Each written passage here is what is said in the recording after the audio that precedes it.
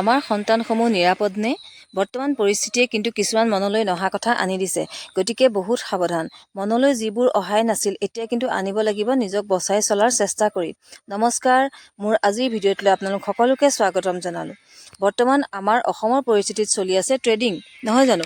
ট্ৰেডিঙৰ নামত অলপ টকাৰে যিসকল চলিব পৰা নাছিলে, যিসকলক অলপ টকাই যোৰা নাছিলে, বহুত টকা ইনভেষ্ট কৰিছে তেওঁলোকে বহুত টকাৰ লোভত।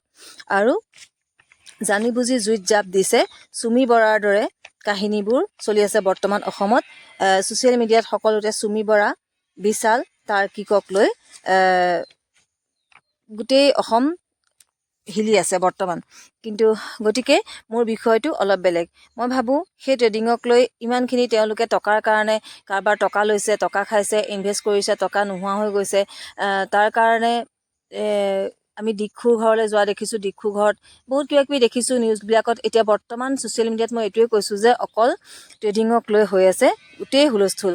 মই ভাবোঁ এইবিলাকক লৈ আলোচনা কৰি একো লাভ নাই। তেওঁলোকে টকাৰ লোভত নিজে জুইত জাপ দিছে। আৰু মোৰ বিষয়টো অলপ বেলেগ। মোৰ বিষয়টো হৈছে যে সুৰক্ষা কিদৰে আমাৰ সন্তানে পাব।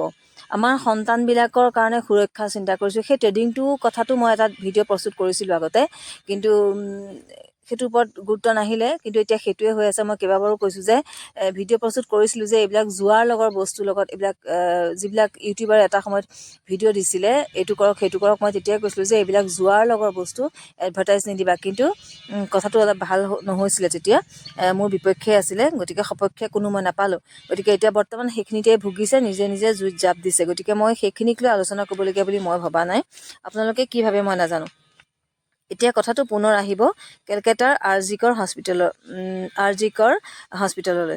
কাৰণ বৰ্তমান আমাৰ সন্তানসমূহৰ প্ৰতি ঘৰে ঘৰে বুলি ক'লেও ভুল নহয়, ডক্তৰ, ইঞ্জিনিয়াৰ বা অন্যান্য পঢ়িবৰ বাবে ঘৰৰ পৰা বহু আঁতৰত ৰখা হৈছে। বহুত বিশ্বাসত বহুত টকা খৰচ কৰা হৈছে বাহিৰত থাকি পঢ়ি শুনি ওলাই আহিবৰ বাবে। গতিকে এটা সময়ত আমাৰ ইয়াতো শুনিছিলোঁ ৰেগিং। এই শব্দটো শুনিলেই মোৰ ভয় লাগিছিল।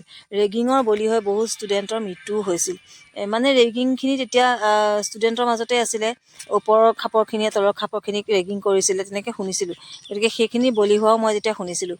গতিকে বৰ্তমান বাৰু বহুত দিনেই হ'ল শুনা নাই। কিন্তু আৰ জি কৰ হস্পিটেলৰ যিখিনি মানসিক শাস্তি ভুগি ডক্তৰ পঢ়িব যোৱাসকলে পঢ়িছে, এটা এটাকৈ এতিয়া পোহৰলৈ আহিছে। যিহেতু সন্দীপ ঘোষক CBI এৰেষ্ট কৰাৰ পাছতহে মুখবিলাক খুলিবলৈ সাহস কৰিছে।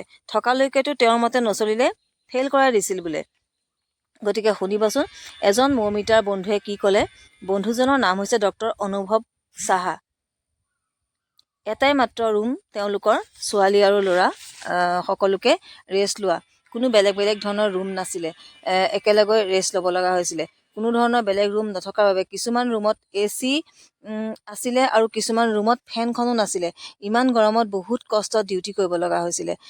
ডক্তৰ শ্বাৰিফ হাছান নামৰ এজন ডক্তৰ আছিলে। তেওঁ প্ৰিন্সিপাল সঞ্জীৱ ঘোষৰ ৰাইট হেণ্ড বুলি কৈছে। তেওঁ ৰাইট হেণ্ড আছিলে। তেওঁ ষ্টুডেণ্টক ধমকি দিছিল এইদৰে,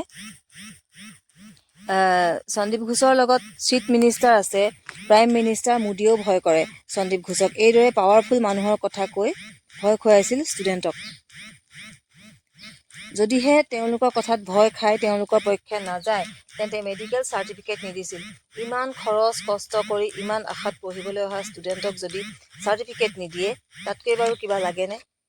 ক্লিয়াৰেন্স চাৰ্টিফিকেট নিদিয়াৰ লগে লগে MBBS চাৰ্টিফিকেট পোৱা নাযায়। মেডিকেল ষ্টুডেণ্টৰ কেৰিয়াৰৰ লগত কিদৰে খেল খেলিছিল বাৰু চাওকচোন। মই এইখিনি কথা এইকাৰণেই ক'বলৈ গৈছোঁ যে আমাৰো যিখিনি ল'ৰা ছোৱালী বাহিৰত ডক্তৰ, ইঞ্জিনিয়াৰ বা অন্য কিবা কিবি পঢ়িবলৈ তেওঁলোকক পঠোৱা হৈছে, কিমান কষ্ট কিমান খৰচ কৰা হৈছে নহয় জানো, যে মানুহ হৈ আহক। গতিকে সেই তেওঁলোকেও কিছুমান এনেকুৱা পৰিস্থিতিত ভুগিছে নেকি বাৰু যে ক'ব পৰা নাই। কাৰণ সন্দীপ ঘোষ এৰেষ্ট নোহোৱা পৰ্যন্ত ইমানখিনি মুখ খুলিবলৈ কোনেও সাহস কৰা নাছিল। ইমানখিনি পৰ্যায় হয়তো ক'তো পোৱাগৈ নাই। কিন্তু তেনেকুৱা কিছুমান অভাৱত কষ্টত ভুগিও চাগে তেওঁলোকে ডিউটি কৰিব লগা হৈছে নেকি, তেওঁলোকে পঢ়িব লগা হৈছে নেকি, সেই কথাখিনি মুকলিকৈ এতিয়া খুলি কোৱাৰ সময় হ'ল। মানে যদিহে কোৱা নহয় তেতিয়াহ'লে চাগে পৰিস্থিতিবোৰ প্ৰায় তেনেকুৱা হৈ গৈ থাকিব। মই সেইবাবে আজি এই কথাষাৰ আনিলোঁ ভিডিঅ' আকাৰে। ডক্তৰ অনুভৱ সাহা তেওঁক মন্তব্য প্ৰকাশ কৰিছে যে তেওঁক ফেইল কৰাই ৰাখিছিল। কাৰণটো হ'ল যে তেওঁলোকে 2021 চনত তেওঁলোক সকলোৱে মিলি সন্দীপ ঘোষৰ বিৰুদ্ধে আন্দোলন কৰিছিল। আন্দোলন কৰাৰ কাৰণ অন্য নাছিল, এইটোৱে আছিল যে তেওঁলোকে সেয়া সুবিধা পোৱা নাই, কোনো ধৰণৰ সুবিধা নাপায়। তেওঁলোকক ইমান গৰমত ৰাখিছে, ইমান কষ্ট কৰি 36 ঘণ্টা ডিউটি কৰি আৰাম কৰা এটা ৰুম নাছিলে। ঠিক তেনেকুৱা ধৰণৰ কিছুমান সৰু সৰু কথাৰ বাবে যিবোৰ সন্দীপ ঘোষক ক'লে শুনা নাছিলে বা ভয় খুৱাইছিলে যে তেওঁলোকৰ ডাঙৰ ডাঙৰ মানুহৰ হাত আছে, গতিকে একো কথা ক'ব নোৱাৰে, ঠিক সেইবিলাকৰ কাৰণে আন্দোলন কৰিছিলে। সেইবাবেই বিনা কাৰণত FIR দিছিল ডক্টৰ অনুভৱ চাহাৰ হৈ হোষ্টেলত থাকিবলৈ বন্ধ কৰি দিছিলে, ক্লাছ কৰিবলৈ বন্ধ কৰি দিছিলে, কলেজৰ যিকোনো ফাংচন, ধৰি ল'লোঁ সৰস্বতী পূজাত, থাকিবলৈ দিয়া নাছিলে, মানসিক আৰু শাৰীৰিকভাৱে বহুত শাস্তি প্ৰদান কৰিছিলে। 2021 আন্দোলন কৰিছিল এই কাৰণেই, সেইবিলাক কাৰণবোৰ মানে ডক্টৰে 36 ঘণ্টা ডিউটি কৰাৰ পাছত ৰেষ্ট ল'বলৈ কোনো ধৰণৰ সুবিধা নাছিল। কৈছোৱে মই, ছেমিনাৰ হলতেই ৰেষ্ট ল'ব লগা হৈছিল। সেইবাবেই হয়তো মৌমিতাই ছেমিনাৰ হলতেই ৰেষ্ট ল'ব লগা হৈছিল সেইদিনাৰ নিশা। আৰু এই মানসিক অশান্তিত ভুগি থাকোঁতে মানসিক ৰোগীৰ দৰে হৈ পৰিছিল অনুভৱ সাহা। চিকিৎসা কৰিব লগা হৈ গৈছিল, তেওঁ মানসিক ৰোগী হৈ গৈছিল। অকল এয়াই নহয়, তেওঁ এবাৰ ছুইচাইড কৰাৰ চেষ্টাও চলাইছিল বুলি কৈছে। তেতিয়াহ'লে আপোনালোকে চিন্তা কৰকচোন, ইমান বেছি মানসিক ৰোগী কৰি পেলাইছিলে যে তেওঁ পঢ়িবলৈ গৈ নিজে ছুইচাইড কৰিব লগা পৰিস্থিতিত পৰিছিলে অনুভৱ সাহা। নিজৰ হাতৰ শিৰ কাটি দিছিলে তেওঁ, কাৰণ সেইটো সকলোৱে আগতে শুনিছিলোঁ যে হাতৰ শিৰ কাটি দিলে তেজখিনি গৈ গৈ মানুহ মৃত্যুমুখত পৰিব পাৰে। নিজৰ হাতৰ শিৰ কাটি দিয়াৰ চেষ্টা কৰিছিল। তেন্তে চিন্তা কৰক, আজি সন্দীপ ঘোষ এৰেষ্ট হোৱাৰ বাবে কিমান মনৰ কথাবোৰ খুলি ক'বলৈ পাৰিছে। ইমান বছৰে এইবোৰ কিদৰে খুলি খাই আছিল তেওঁলোকৰ ভিতৰি চিন্তা কৰিব। 2021 3টা ছাবজেক্টত ফেল কৰাই দিছিল তেওঁক, অনুভৱ সাহাক, মাইক্ৰ'বায়'লজি, পেথলজি আৰু ফাৰ্মাকলজি। 2023 চনত এজন প্ৰফেচাৰ আহিছিল, মানস বন্দ্যোপাধ্যায় নাম তেখেতৰ, বহুত ভাল আছিল বুলি কৈছে। কিন্তু সন্দীপ ঘোষে থাকিবলৈ নিদিলে মানস বন্দ্যোপাধ্যায়ক, আৰু ষ্টুডেণ্টক কৈছিল যে যিসকল মানস ছাৰৰ পক্ষত থাকিব তেওঁলোকক আকৌ ফেইল কৰাই দিয়া হ'ব। গতিকে যদি সন্দীপ ঘোষৰ বেকত কোনো মানুহৰ হাত নাথাকিলেহেঁতেন, কেতিয়াও ইমান ডাঙৰ কাম কৰিবলৈ সাহস নাপালেহেঁতেন। কৈ আহিছোঁ আগৰ ভিডিঅ'সমূহত যে কিমান ডাঙৰ কাম কৰিছে তেওঁ, নিজৰ হস্পিটেলৰ ভিতৰত ইমান ব্লু ফিল্ম তৈয়াৰ কৰাৰ পৰা, মৃত শৰীৰ বিক্ৰী কৰাৰ পৰা আৰম্ভ কৰি ষ্টুডেণ্টক ইমান বেয়া ব্যৱহাৰ কৰালৈকে কৰি এতিয়া এয়া মই কৈয়ে আছোঁ কিমানখিনি তেওঁৰ ৰেকৰ্ড ওলাই গৈ আছে।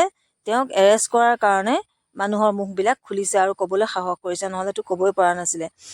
কেতিয়াও ইমান সাহস নাপালেহেঁতেন যদিহে তেওঁৰ লগত ডাঙৰ মানুহৰ প্ৰকৃততেও হাত নাথাকিলেহেঁতেন। সেয়া কৈছেই দম দি যে মোদীলেও ভয় নকৰে, মোদীয়েও ভয় কৰেহে সন্দীপ ঘোষলৈ, এনেকুৱা ধৰণৰ ভয় খুৱাইছিলে।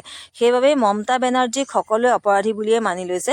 অৱশ্যে সেইদিনাখন মই চাইছোঁ মোদী ডাঙৰীয়াই বহুত বেছি বেয়াকেই মমতা বেনাৰ্জীক কৈছে।